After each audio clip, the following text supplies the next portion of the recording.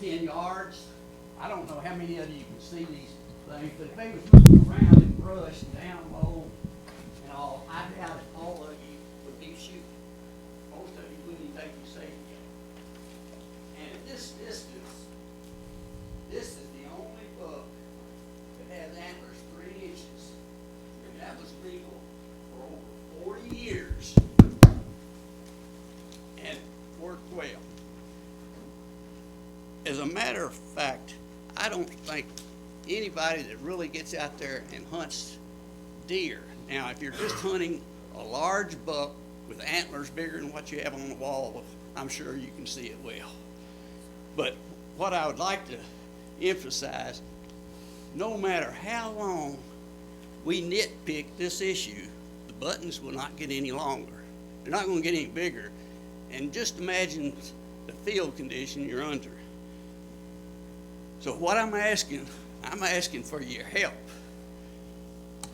Please go back to the definition 1 we minute. had for 40 years. It worked well, and it's 3 inches. And thank you very much. Thank you, Mr. Penrod.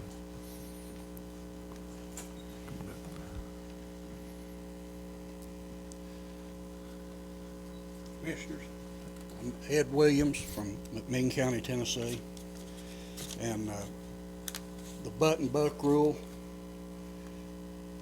if you look around, most of us hunters, we've got the gray on the hair. You can't see as well in the woods out there at 100 yards as you could when you were young. So that makes a difference whether you're going to pull the trigger or not. If you're not sure it doesn't have antlers and you're hunting antlerless, you're not going to pull that trigger. And one thing I've got a question about that did not come up was, are we going to address this 2-buck limit this year?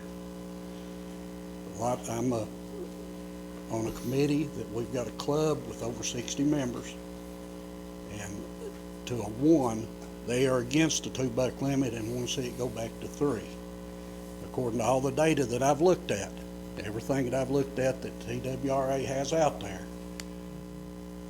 the only thing we have accomplished with the 2-buck limit is limiting the hunter's opportunity by 1/3. And that's pretty much it. Thank y'all. Thank you, Mr. Williams. Anybody else? Any other comments from the public?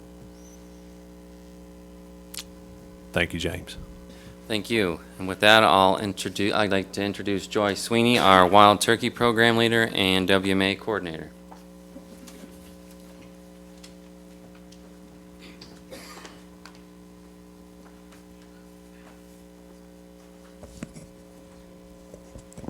Thank you, James. Thank you for that introduction. I am here to review with you the results of the 2017 turkey harvest season and kind of take a look at that year and compare it with other years and give you an idea. So in 2017, last year, altogether, this is our total reported turkey harvest. Altogether, it was 34,444 turkeys. And this is a combination of the birds that were harvested on our wildlife management areas where we keep special track of the harvest. Also during our 2-day young sportsman hunt.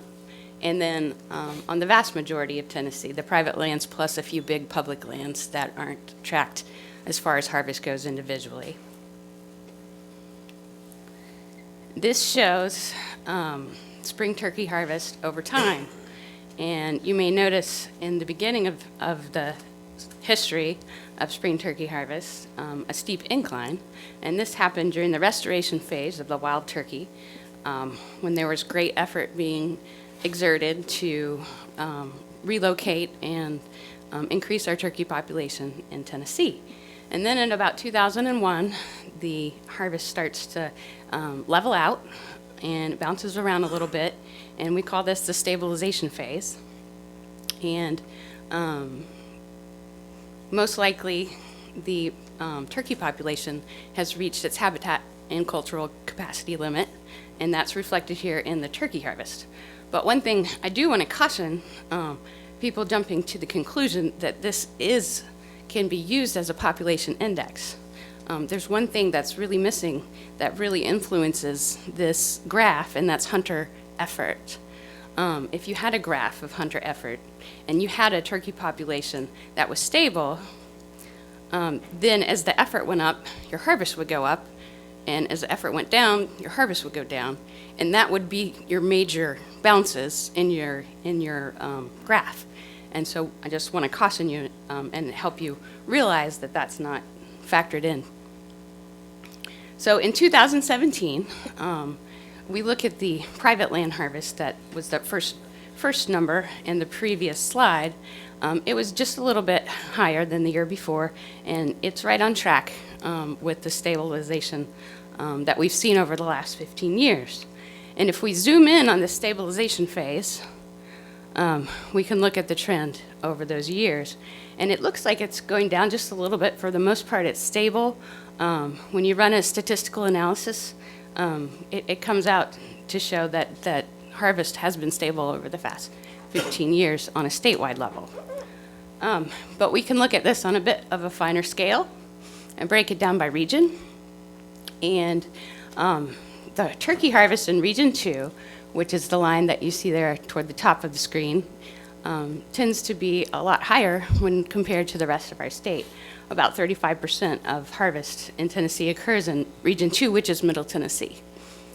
We can put a trend on these harvest graphs, and we can see that in most of the state, which are the ones down toward the bottom, it's stable to increasing. And it actually in the Cumberland Plateau, we see a statistically significant increase of harvest over time. In Region 2, we see a statistically significant decrease of harvest over time. And I bring that to your attention because we have embarked on a research project with the University of Tennessee, and we're in our second field season to investigate the variables that might be influencing this harvest trend.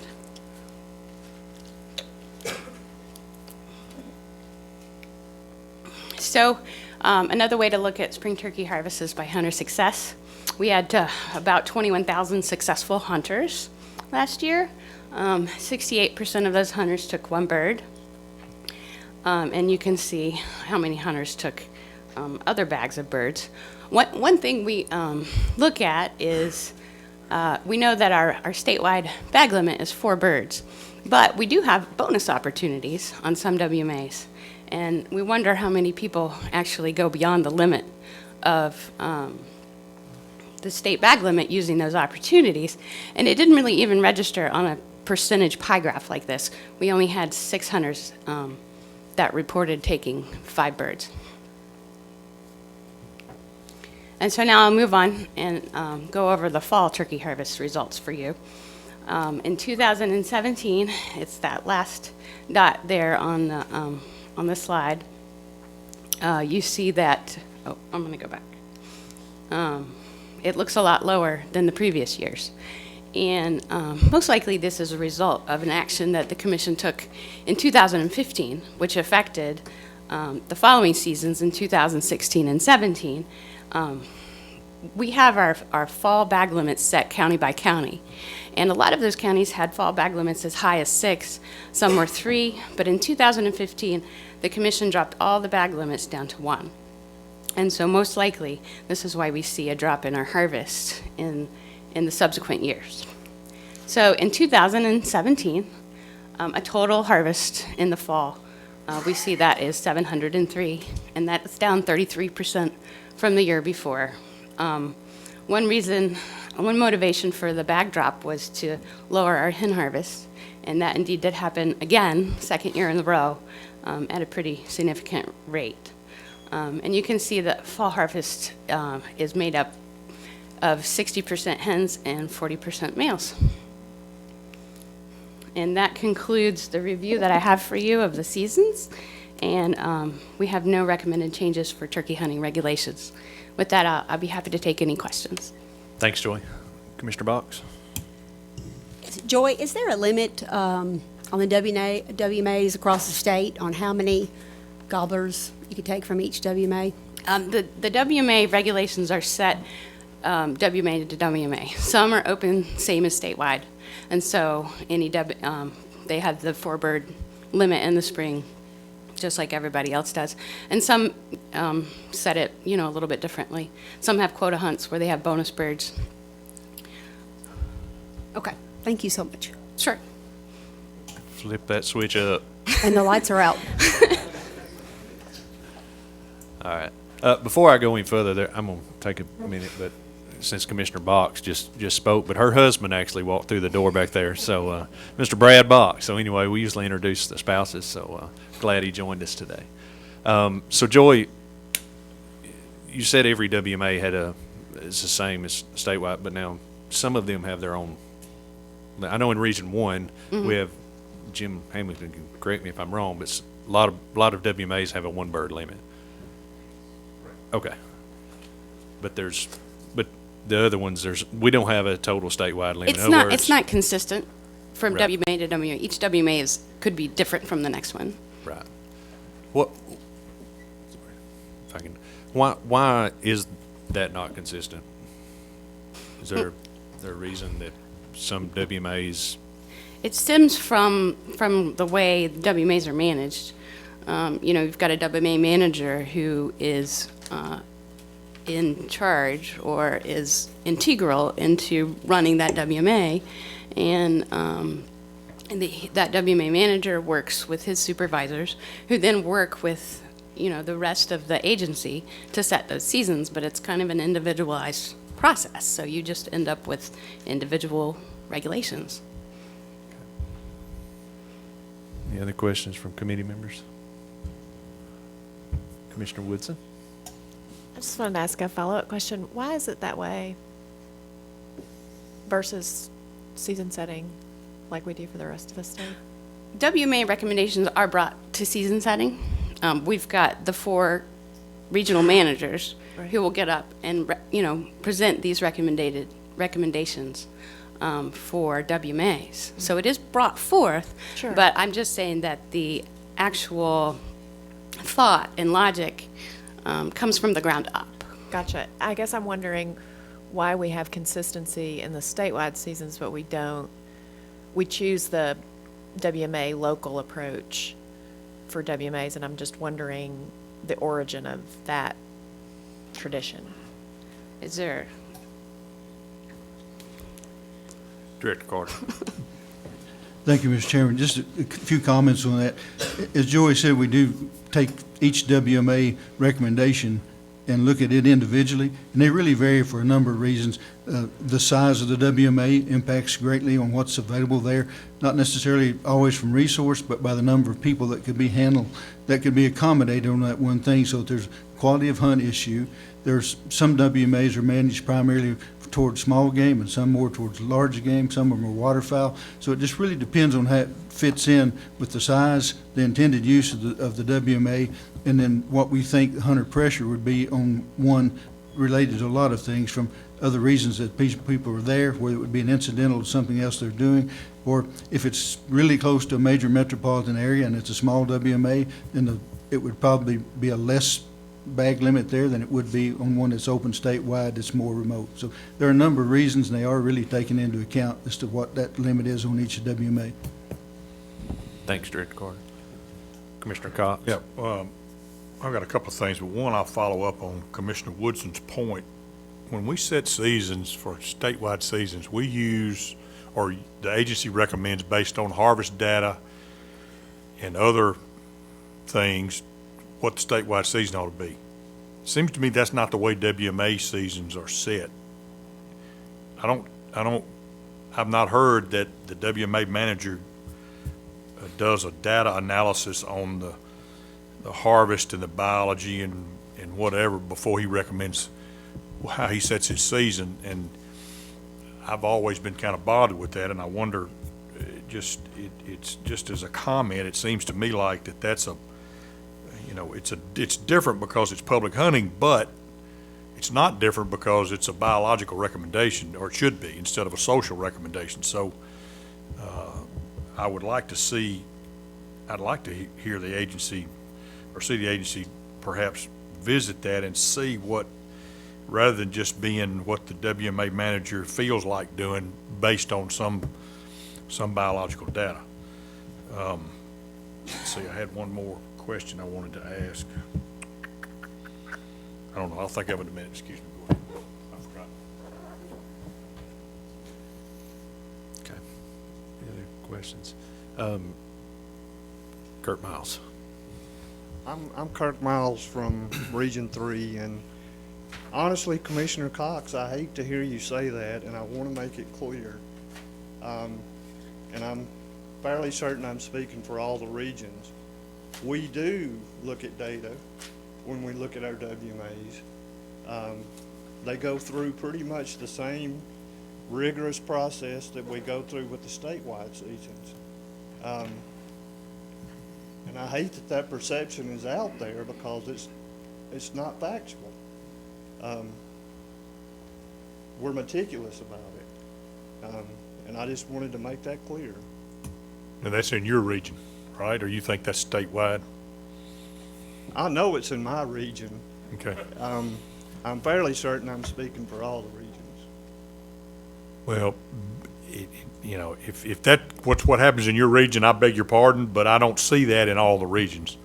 I don't know what the data, what basin Jim Hamilton's here, Mike can answer my question, but when we went from the change to open to all the WMAs to statewide seasons in West Tennessee, I don't think that was a data-based decision. Not that I'm saying it's wrong, I just don't think that was a data-based decision. It was a reaction to some of the things that were questions about closing some of the counties on the Mississippi River. So while I beg your pardon if that's what you do, and I'm not picking on Jim, I'm just saying that I have not, in my experience, I've never seen that evidence statewide that it's always a data-driven.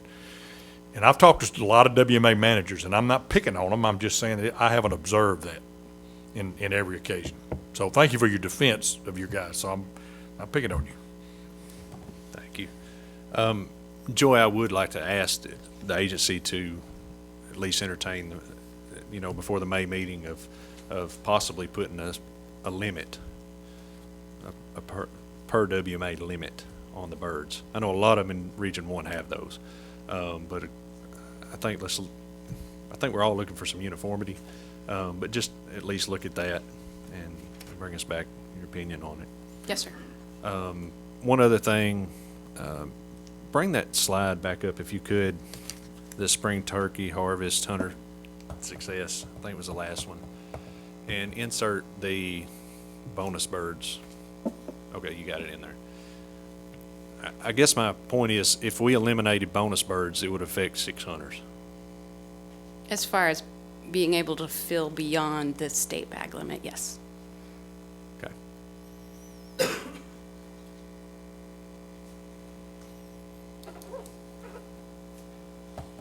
I thought of my other question, Mr. Cox.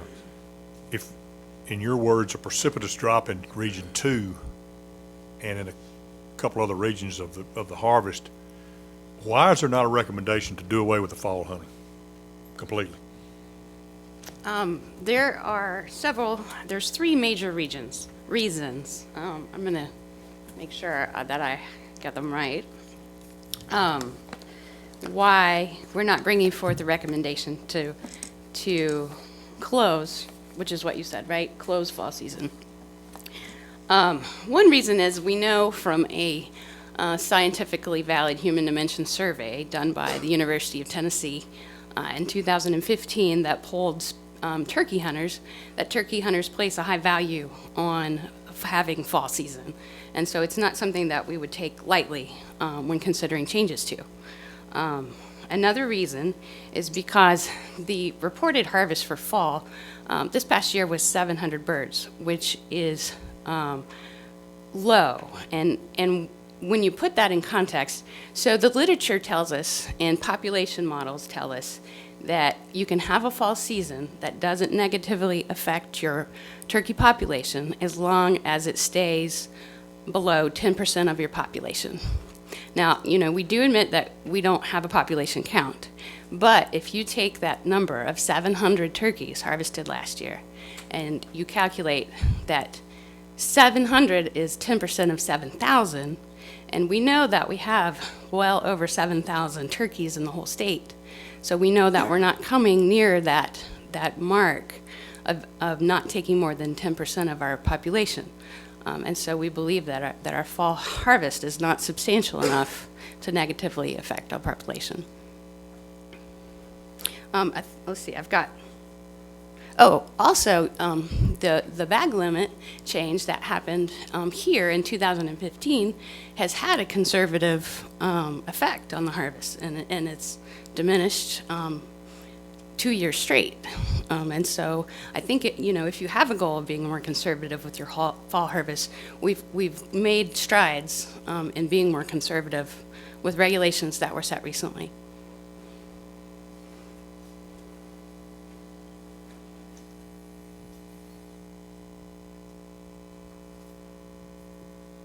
Okay.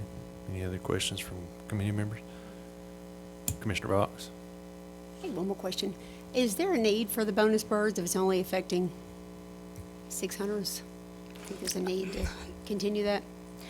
The bonus birds come into play when WMAs are thinking about trying to affect their hunter participation. So a bonus bird is kind of like an extra incentive. If you've got a hunter who is an avid hunter and has a goal of harvesting a lot of turkeys, knowing that a bonus bird on a WMA won't affect his ability to do that is an extra incentive for him to participate in that WMA hunt. And for the most part, that's how those bonus birds are used. Although there are different reasons on different WMAs. Kurt, I got a question follow-up.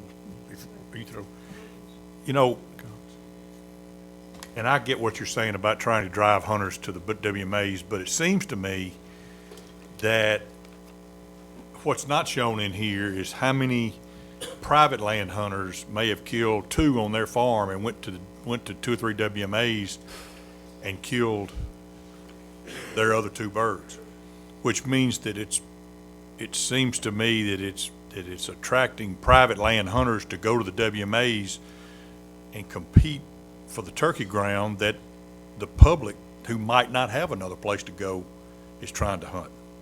Does that make sense? Yes, sir. I don't know. It just seems like that's if you're trying to attract all the turkey hunters, you may be leaving out a guy that hadn't got any place to go except one of the WMAs. Okay. Any other questions? Joy, do you have a current number on turkeys killed this year? I looked at it about 3 days ago, and we were at about 19,000. Okay. And it's lower than where we were this time last year, Okay. Substantially lower. by about 6,000 birds. Okay. Any other questions for Joy? Any questions from the public? I got a question about that. You think part of that has been this raining every weekend and bad weather that's affecting it somewhat this year? Hunter effort is definitely a big factor. All right, Mr. Wigg. Go ahead and state your name again. Ed Williams, and I'm from McMinn County. How many turkeys were killed on WMAs that would count as a bonus bird, that did not count against the statewide bag? I don't have that figure for you. That At this is the time. figure of how many bonus birds were killed. That's 6 hunters.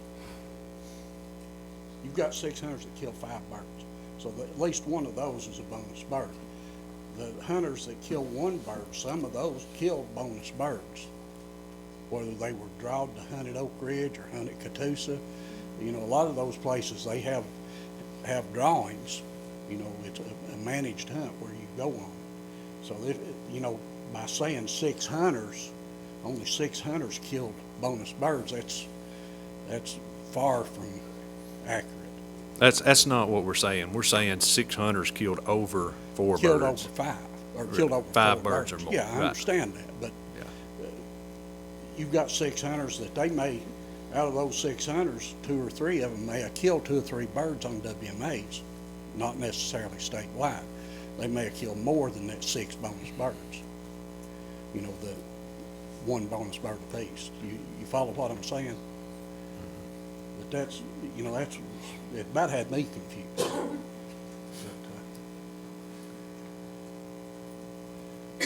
But the way it is, you know, like Catoosa, you put in for a drawing. You draw it and go hunt. And a lot of people, that's the only bird that they'll kill this year is what they kill on WMA. Right. Thank Thank you. Any other questions from the public?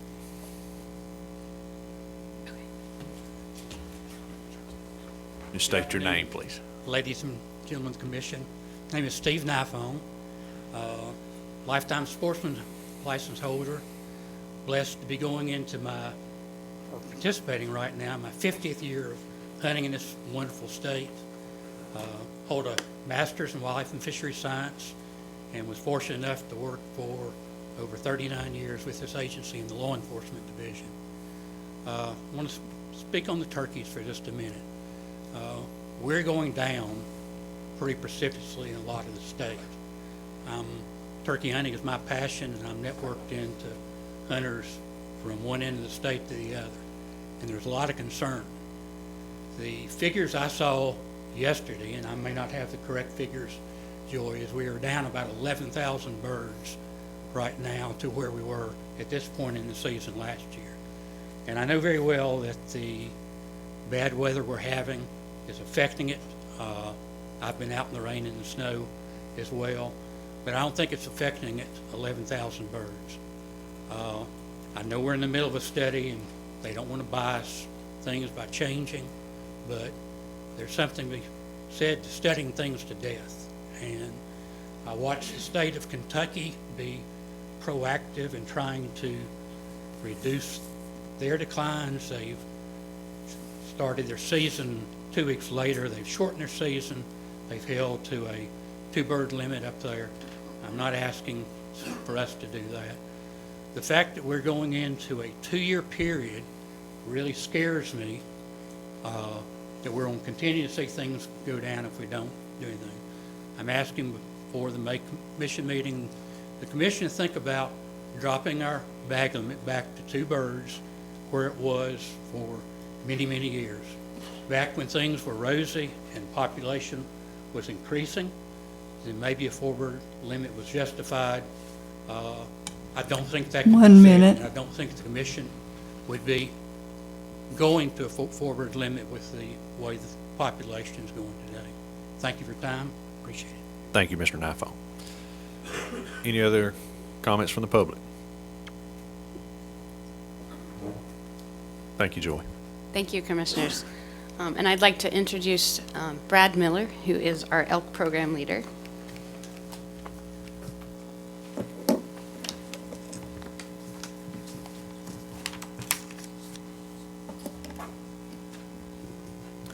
Good afternoon, everyone. Today I want to quickly discuss first our Elk Harvest from 2017. I feel a little inadequate. I mean, we're killing 200,000 deer and 25,000 turkeys. I'm going to talk about 8 elk, but it was a good year. So in 2016 was the first year we had an archery hunt, and we did not have success that year. We had a few close calls, a few misses, but in 2017 we did have 3 archers harvest bulls. Additionally, this past fall our youth hunter was successful and 4 firearms hunters were successful. And just to quickly show, we've had really good success since the initiation of hunting in 2009, with our firearms hunters being over 70% successful. And as you can see here, some zones are tremendous year after year. Other zones have not been as successful, and we will talk about some of that later when we move into the elk recommendations. Any questions about the really brief overview of the harvest data before I move into recommendations? Okay, hearing none. First, I want to make sure our terminology, we're all on the same page. I'm going to be talking about the Elk Restoration Zone and hunt zones and restoration counties. And all of that is depicted here on the map with our Elk Restoration Zone as the large gray area. And again, that is the 670,000 acre zone where we want to have our elk within. We have that zone within the 5 restoration counties of Scott, Campbell, Claiborne, Morgan, and Anderson. And then we have the green counties, which we would consider the non-restoration counties. So if I could zoom in just a little bit, so again, we have the gray restoration zone. Within that, we have private land, but we also have depicted here in the dark green our public land, North Cumberland Wildlife Management Area, upon which we do have 7 elk hunt zones currently. So moving into the first recommendation for your consideration, this is our first year having a raffle permit. Traditionally, that's been an auction, and it seems to me that it could be an opportunity now, since everyone has, the opportunity to throw in $10 for a chance to participate in this hunt, that we could make this a tremendous hunting opportunity by designating Hunt Zone 1 for that elk raffle permit holder. In years past, we have done a random drawing, and whoever held the conservation tag could be assigned a great zone or a zone that's not quite as successful. With this recommendation, we would designate the hunter holding that permit for Elk Hunt Zone 1, and if they're not successful in the first 7 days, they would be provided an additional week where they could go to any elk zone to continue to hunt. And again, those zones would be vacated because the regular gun hunt would be over. And Elk Hunt Zone 1 is a really good zone. So recommendation 2 is all about Zone 6. Zone 6, the Braden Mountain Zone, has been a very difficult zone. Hunters that are drawn here have not had a lot of success. Elk are very transient. So our recommendation is to, instead of limiting a hunter to Zone 6, we would instead combine Zone 6 and Zone 2, with Zone 2 being a pretty good zone, so that one hunter would have access to 2 zones. But this goes in tandem with our third recommendation. We don't want to have a net loss of hunters, so we would recommend dividing Tackett Creek, Zone 7, into 2 zones, 7 north and 7 south. Tackett Creek's a large zone. It's 42,000 acres, and we would divide that. And there's elk in both zones, and we would essentially be replacing that Braden Mountain Zone. We didn't want to completely close Zone 6, Braden Mountain, because there's potential that a hunter that was drawn for Zone 6 and 2 may find a nice bull in Zone 6, and we didn't want to have it completely closed when there may be an opportunity to harvest a bull there. Recommendation 4 is a little bit of change of the process. Our current application process doesn't require a hunter to pick their zone at the time of application. Instead, they just apply for an elk hunt. If they're drawn, we will notify them in late August. We will give them an information pack, we will give them maps, and they will submit to us a preference list with their top zone choices, number 1. Then we do a random draw, usually mid-September, and if their name is drawn out of the hat first, they get their top choice, whatever zone they think is best. But if you're the last name out of the hat, you get whatever's left. Moving in this direction, reduces this cumbersome process. Again, we don't finalize who's in what zone until mid-September, and then the archery hunters are hunting, 2 weeks later, so they don't have a lot of time to scout. This would, just allow people to pick a zone they're familiar with, and give them plenty of time to scout and find elk. And then finally, recommendation number 5 is the incidental take recommendation. Essentially, we have reports of elk that are entering Tennessee from North Carolina. We get reports of elk in Cocke County, Sevier County. We have recently received some reports of elk in Jefferson County. Some of these may be North Carolina elk that have come in, some we just don't really know where they have come from. We also may have some elk that come in from Kentucky into counties that are not our restoration counties. They're not our 5 counties that contain our restoration zone. This recommendation, again, would be to allow the harvest of 1 elk by legal deer hunters in all those green counties, the other 90 counties in Tennessee. We would still require a mandatory physical check-in, so we would have somebody go see the animal, collect chronic wasting disease samples, that sort of thing. But again, this would be harvest outside of our 5 restoration counties. And that's all I have. I'd be glad to take any questions. Thank you, Brad. Any questions from committee members? Yes, sir.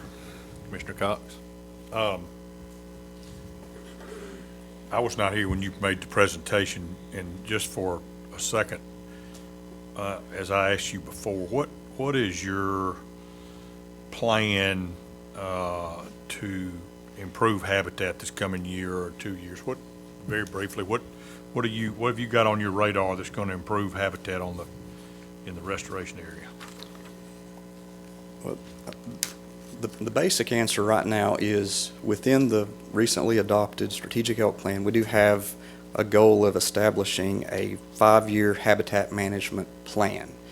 And we've gone through much of that already. We've gone through a draft 5-year plan that has outlined certain acreages and certain manpower and equipment needs. And, you know, there's a lot of considerations when it comes to doing habitat management when you're, you know, manipulating whatever it is, you affect multiple species. So it's, you know, it's a very deliberate process, and it's something we're going to work through. That particular strategy is going to be accomplished in 2018 to develop this habitat plan. You know, I'd be glad to you know, share with you at a later date what the specifics would be once that's developed. How many acres is in your 5-year plan to try to improve? Well, in the initial draft plan, we had a goal of about 300 acres over the next 5 years, and that's converting what is usually a young forest into wildlife openings, and then we would do some additional, you know, prescribed fires we normally do, and then some timber harvesting. To do more than that, we would have to reprioritize some things. What is the reason that the Elk Zone 1 is the best hunting area? Well, we have... Besides, it got more elk. It's got a lot of elk. Why are they there? We have 1, 2, 3. We've got 3 really good field systems, and hunters are able to find elk easily, and those fields are planted in a way that hold elk. So it's best habitat. It's good. There's a lot of opportunity in Zone 1. So I'm guessing that your limitation on this is mostly about money. It's expensive. You know, we have manpower limitations, we have equipment limitations, and then there's always, you know, financial considerations, and how to prioritize that and massage that all together can be difficult. I would like, and obviously you can't do it now, but I would like to know, you know, maybe in May, if you could, or just whenever, quick as you can. I'd like to know what in a perfect world, when you've got the money that you need to accomplish it, how many acres would you like to open up that might be available up there to provide the best habitat that you could have? You know, Kentucky is doing so well because they had all the strip mining, and they've got tens of thousands of acres that they've got grazing land up there, and their elk herd's doing great. We're completely different down here, but I'd like to know what it would cost over 5 or 6 or 7 years to get, you know, the proper acreage to do that. And, you know, I'm not talking about 10,000 acres, but it certainly wouldn't be within reason to have 1,000 or 2,000 acres up there open for the elk to graze. And I wonder what are we looking at? Whether you buy equipment and let our guys run it, or whether you contract it, or whatever you do. Sure.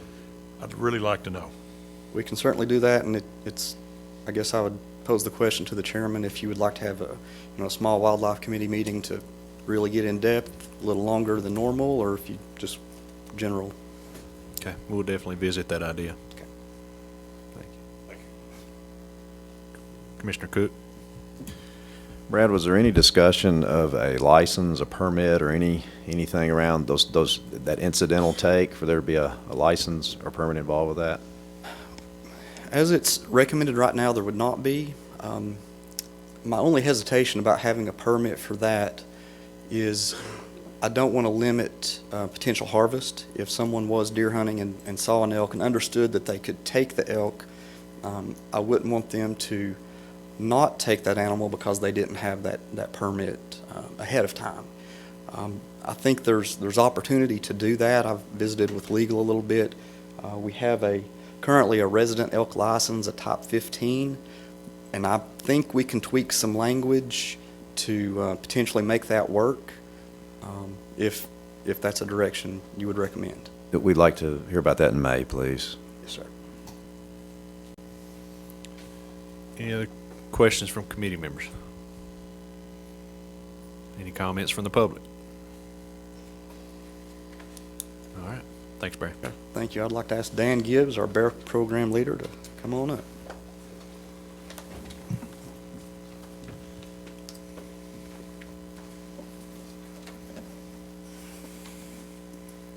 Thank you, Brad.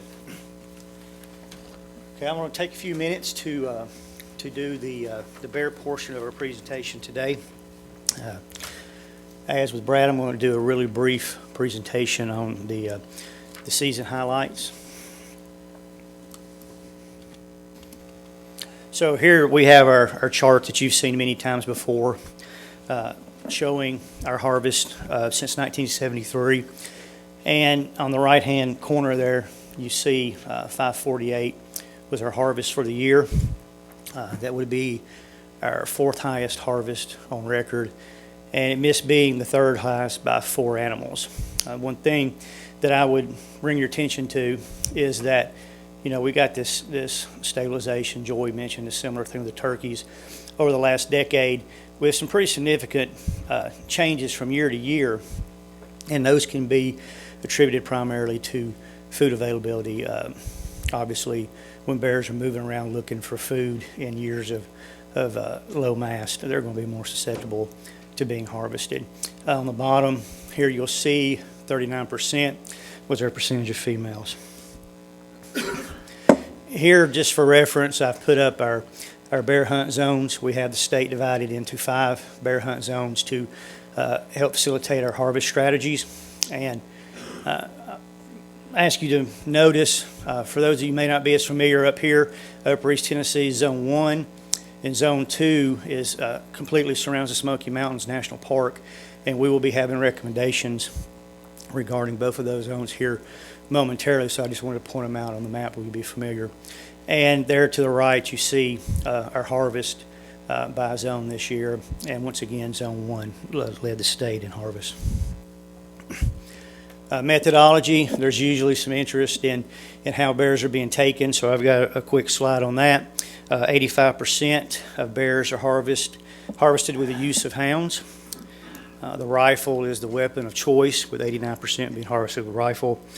And then obviously the last 11% are taken by archery hunters. And most of these bears are harvested in zones 1, 4, and the traditional zone. Zones 2 and 3 do not have a very large archery harvest. So before I get into our recommendations, I want to pause here and see if there's any questions regarding the season. Then I'll move on. So we got two major recommendations.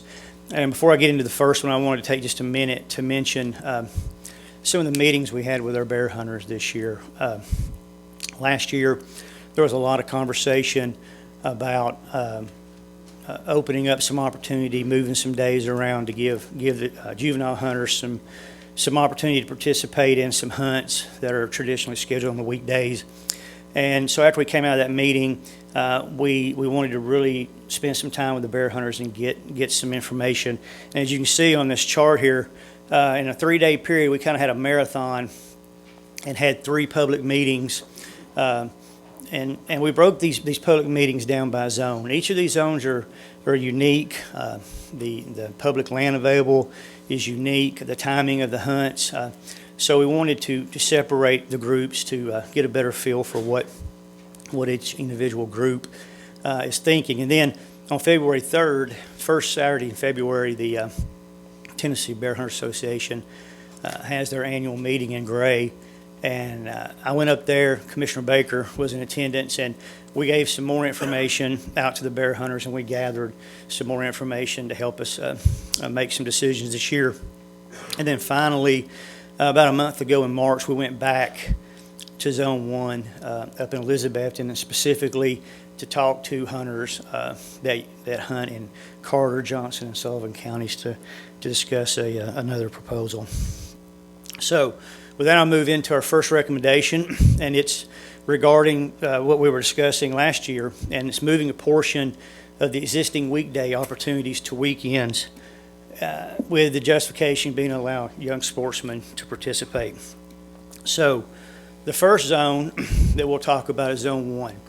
As you see on the chart in the green there, the traditional day for that hunt is going to run a Monday through a Friday, about the first week of October, 5 weekdays. What we were asked to consider and what we'll be recommending is to split that hunt and open it on Saturday, run it 3 days, and then open it again on the following Saturday. So in effect, we're taking 4 weekdays and moving them to weekends, which will certainly increase opportunity for juveniles to participate. Zone 2 is a little bit different in that this hunt normally opens the last Monday in September and runs 7 days, ending on a Sunday. So they have a weekend included, but what they were interested in us doing is opening this hunt a little bit later, moving it to the first weekend in October, and opening it on Saturday and ending on Friday.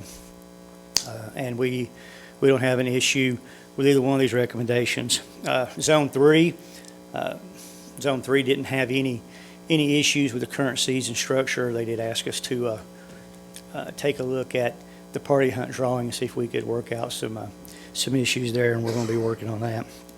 So, in your packets, the Big Game Proclamation, it's going to have the generic dates to cover, 2 years, 3 years on down the road. So, I put this slide up here just kind of summarizing all this. So, in Segment 1, during the first dog hunt, in Zone 1, we're going to split the season for 3 days, October 6th through 8, opening on a Saturday, and then October 13th through 14, also opening on Saturday. And then Zone 2, 7-day hunt opening on Saturday. Does anyone have any questions on that proposal? Dan, let's just go on through it, and then Okay. we'll come back to it.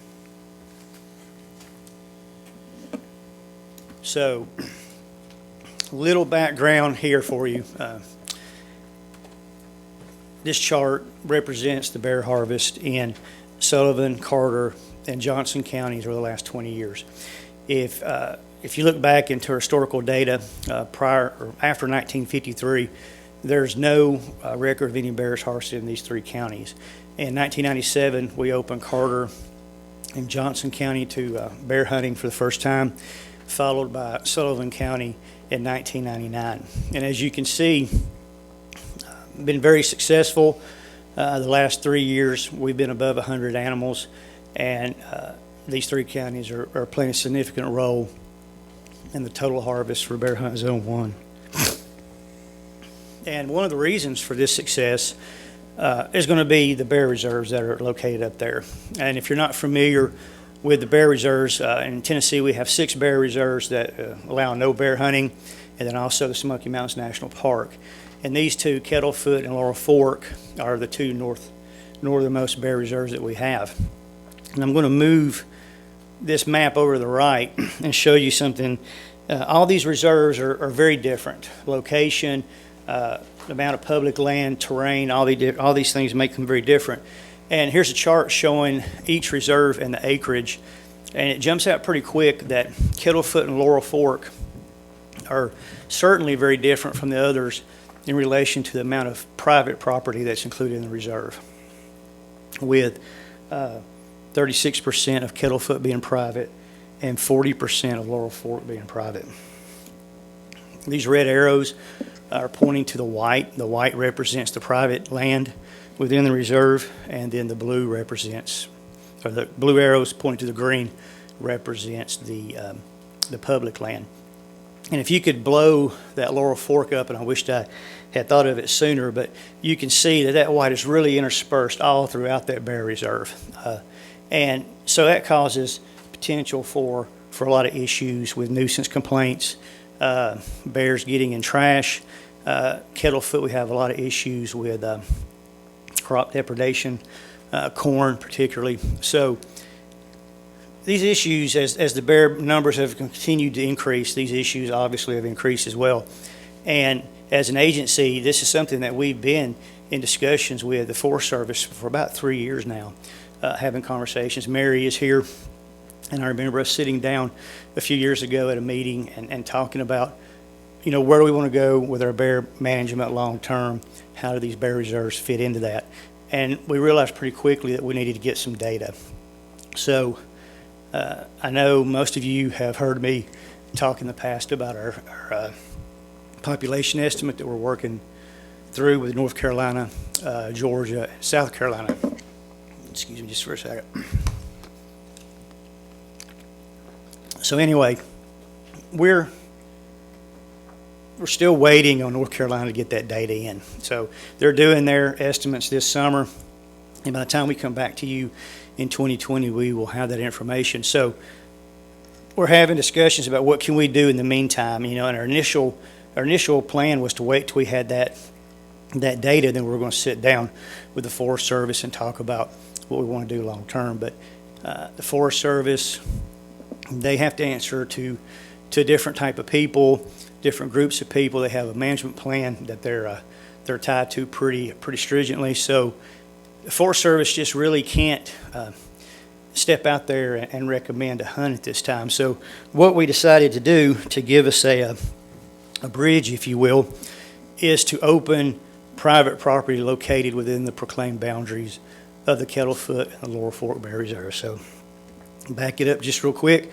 So we're talking about a hunt that will occur within the boundaries of those bear reserves, and the white is what will be open.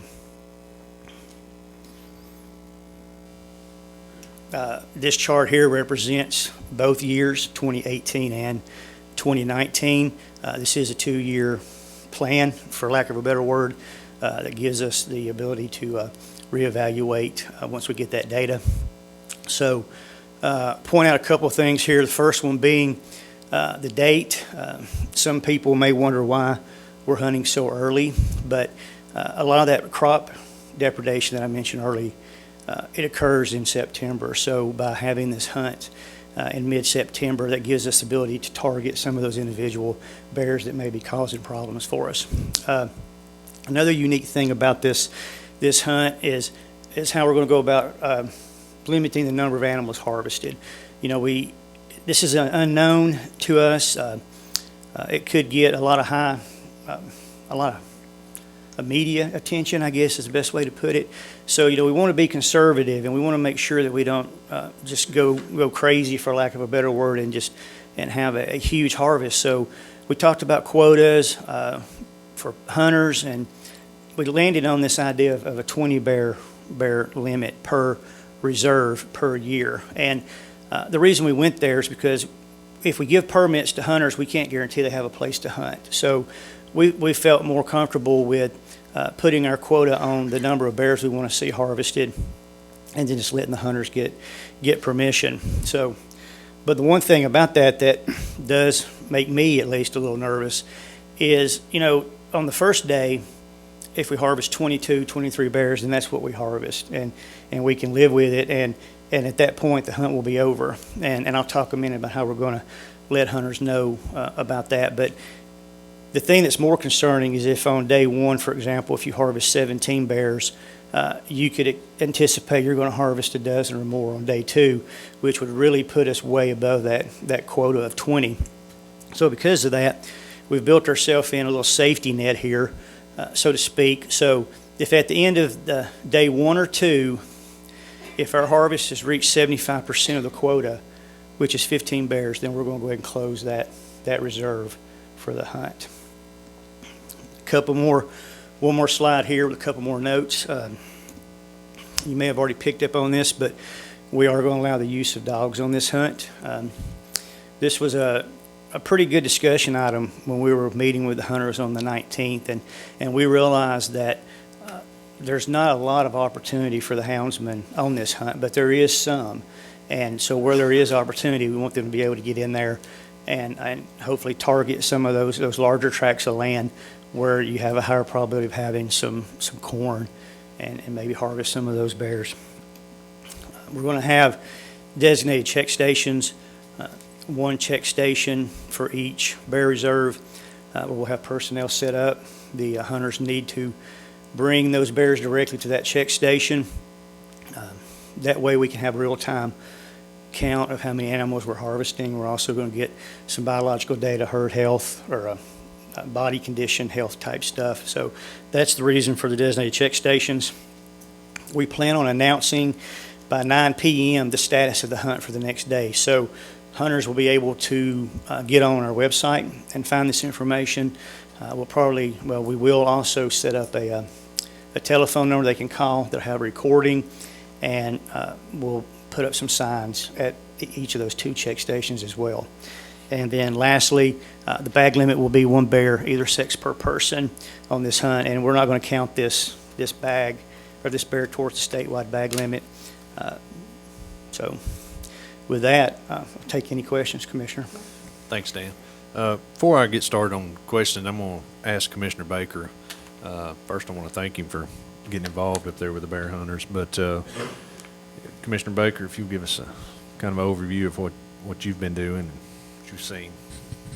I've been to several meetings and talked to a lot of bear hunters, but you know, that little presentation Dan just gave you was hundreds of hours of work on Dan's part, and I want to say it here in front of everybody that we don't have a better guy leading our department than Dan Gibbs when it comes to bears. That's I'll just sum it up with that. Thanks. And these guys from the Tennessee Bear Hunter Association, they are definitely involved. They're definitely concerned about the resource, and they govern themselves as good as any group I've ever seen. So I want to say thank you guys for being here today and representing yourselves. Thanks, Commissioner Baker. Any questions from committee members? Commissioner Gardner? Have you looked at any automated methods of sending out that 9 p.m. Alert as far as texting, email, or dynamically through the app of some form or fashion? No, sir, I haven't. I'm going to plan on talking once we get through the commission meeting and know where we're going with this, and I was going to work with IT to come up with the best options. And one thing I've learned really recently, there's a lot more options out there than I certainly know about. So if those guys have the capability of doing that, then we'll certainly utilize it. Oh, thank you, and thanks for all your work on this. I know it's been a big project, and a lot of people concerned about it. Thank you. Any other questions? Thank you, Dan. Thank you. At this time, hold on, I got to ask for questions from the public, so come on. If you would, state your name. Darren Bergen, representative for Tennessee Bear Hunters Association for Hunt Zone 1. I'm from Cott County. The only thing that I want to state is, I know it wasn't presented on the slide, but thank you, Dan, for everything.